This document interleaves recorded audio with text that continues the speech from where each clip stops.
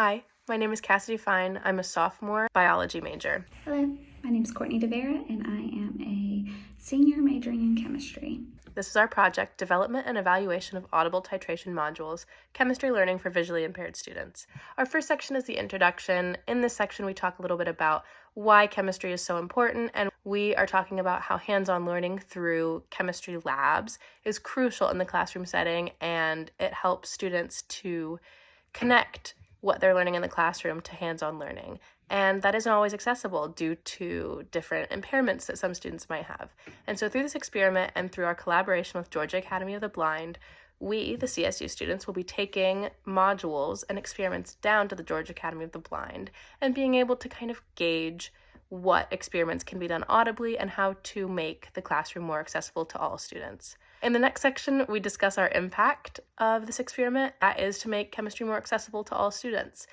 Through this, we understand that it will be a slow process and a little bit of a learning curve, but through the partnership that we've acquired with Georgia Academy of the Blind, we hope to come up with different experiments that are accessible to and will make the chemistry world a more accessible place.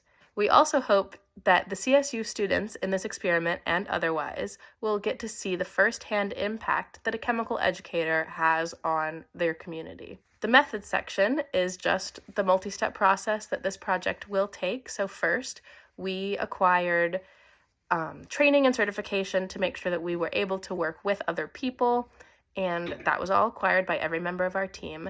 The second step was to design qualitative surveys among the team of 5 and be able to work those out through us and make sure that they were safe to take to the Academy of the Blind.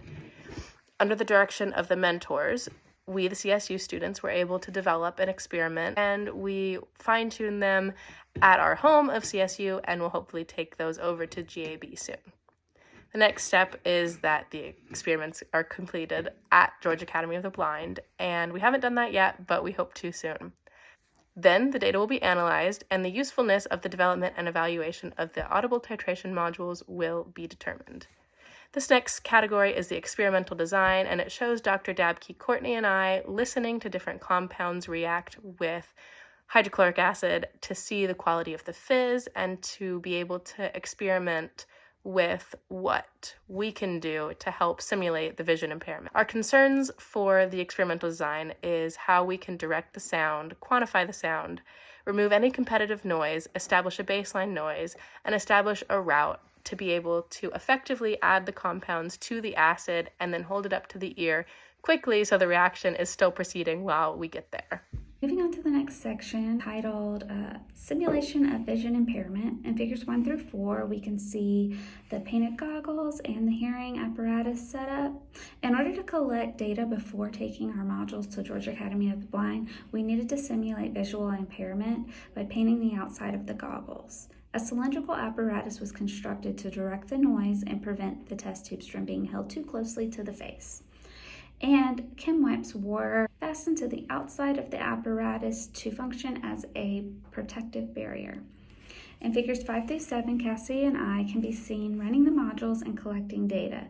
Pictured here is the testing of the reactivity of metals with HCl. The experiment allows the student volunteer to gauge the relative reactivity of a metal with an acid.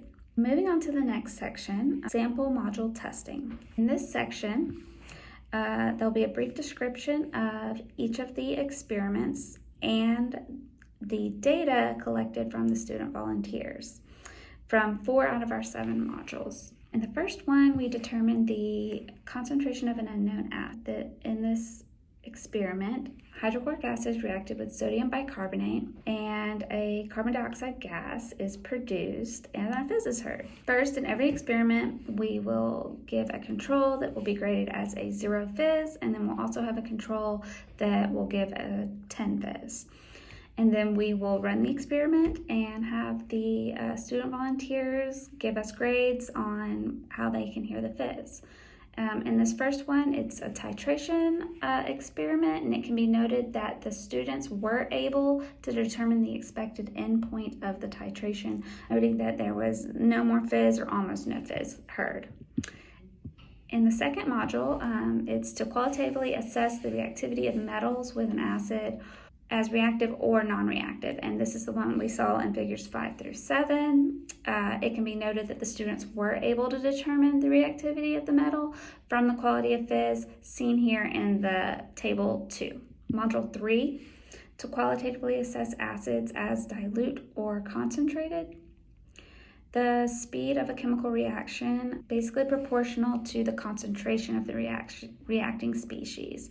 So at a higher concentration, we'll see more hydrogen gas produced in this experiment.